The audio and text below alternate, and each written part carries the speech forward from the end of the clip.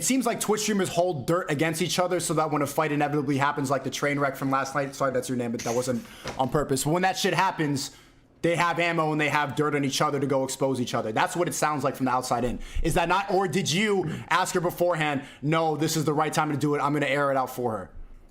No, she told me when that was, and I got her consent, and then she gave me the green light, and it happened. Do you understand? Okay. At least you got consent.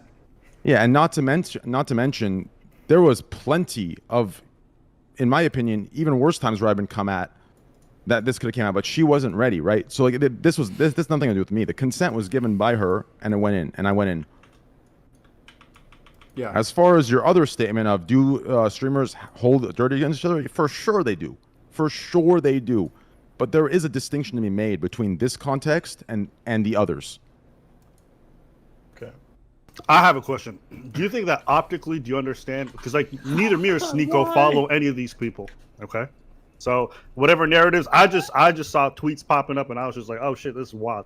Would you understand that optically, if we're just seeing like this gambling stuff unfold and then this just drops in, you understand that optically kind of looks that way or no? No, because the gambling stuff has been going on for 16 months straight. And just because you guys are the first to hear about it or it reached a point where you just now heard about it, doesn't mean it hasn't been going on. I've been at war. I mean, I would say the peak of it wasn't even this Slicker thing recently. The peak of it is when Hassan, Miskif, and H3H3, all these guys got into a call together and started coming at me very, very, very hard. That was the peak, right? And at that time, I knew what I knew, right? But I didn't have her consent. So it wasn't right for me to ignore her consent and weaponize what I knew, correct? That was the time that it was dropped. From Train's perspective, right? So it's, if you're looking in from the outside, it might look a certain way. But from Train's perspective, one, they've kind of known about this thing for some time, like several months or maybe over a year. And two, Train is like constantly getting hit for Gamba shit. So like the idea that now it's being dropped just to counter the Gamba shit wouldn't make much sense if you knew that Train has been attacked for Gamba shit for like literally years. Yeah, and the peak of it, if anyone remembers, was the H3H3 Hassan and Miskif coming together with Pokimane and all them. That was the peak. It wasn't the Slicker thing. That was the time where if I wanted to weaponize it, that's when I'd release it, because it wouldn't only be one individual. It would be all of them that are associating with. So it would be a huge fucking impact. But I didn't, because she wasn't strong.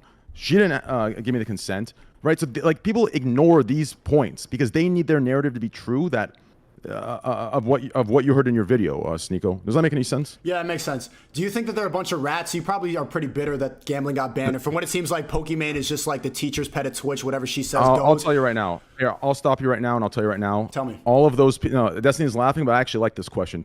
All those PG-13. Well, I'm laughing because Sneako probably would agree with you on almost all. Yeah, all those PG-13 motherfuckers are disingenuous, corrupt fucking rats. They glue smiles on their fucking faces. They sit there and pretend to be something they are not. Facts. They sit there and pretend to be a robotic, fucking perfect role model of a human, but in reality, they are more dirty and more corrupt than the people they point their fingers at and to the people that are being themselves. And the fact that they can sit here and they can be so deep into the power strongholds of Twitch and to change policy and to sit here and be protected. An example is Gideon, right? Gideon, when Gideon gets banned just because he said a couple things that Pokimane has done 10,000 times worse to other creators, like pull up Twitters and talk about how they're irresponsible, and we get hammered by the communities that are really brigading us. That's okay, but if I were to pull up her Twitter and my community were over there and shit talk, believe me, I'd get hit with the goddamn ban.